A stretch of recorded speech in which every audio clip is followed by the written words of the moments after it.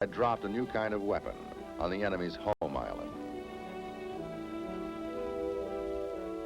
The war was over.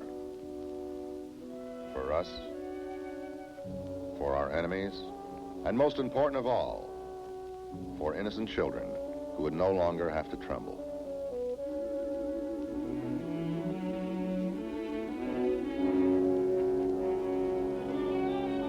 During the last landing, which was a peaceful landing, we thought of all the other landings, all the other islands, all the beaches, all the living, and all the dead. But all that was past now.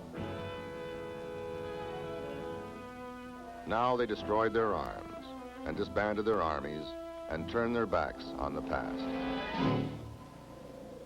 Past, too, was the militarist society, buried, as here at Nagasaki, in atomic ashes.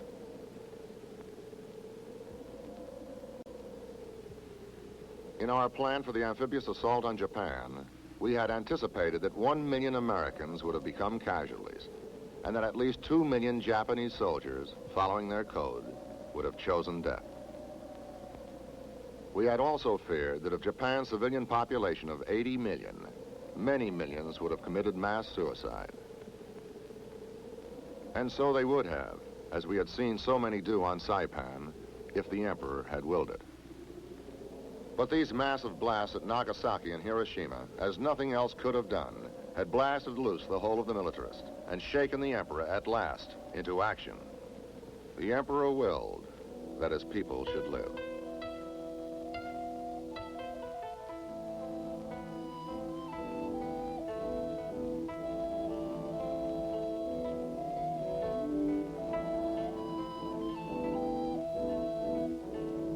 In the past, each Japanese had been bound to the next in a web of allegiances centered in the Emperor. Now the web was weakened, and so were the old loyalties.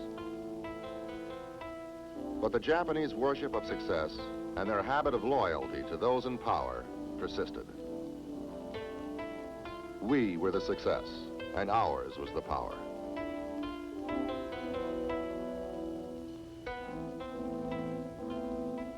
Our time was up, and the crisp, windy days of autumn in Japan reminded us of Indian summer at home.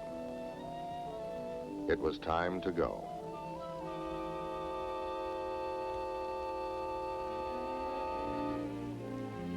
Peace. That's gonna take some getting used to.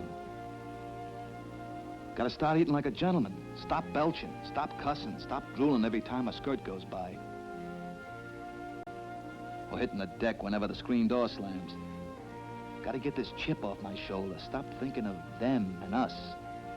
So what if civilians never heard a sniper's bullet or a buddy cry for the corpsman? Doesn't make them any less a man. Only there'll come a time when the boss is chewing me out and I don't answer back, or I'm doing some other chicken thing just to meet the mortgage. When I'll remember and get this glow, this crazy pride that once I, me, second stringer, nobody me, passed the test. I fought in combat, and though I cried, I didn't run. I served my time in hell, and I got back alive. Once I'll remember I was a combat soldier. Once, by God, I was a Marine.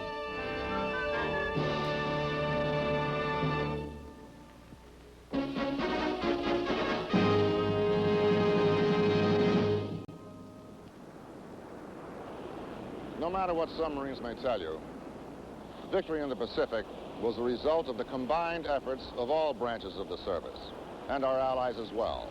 But indisputable was the combat record of the Marines, and their amazing esprit de corps.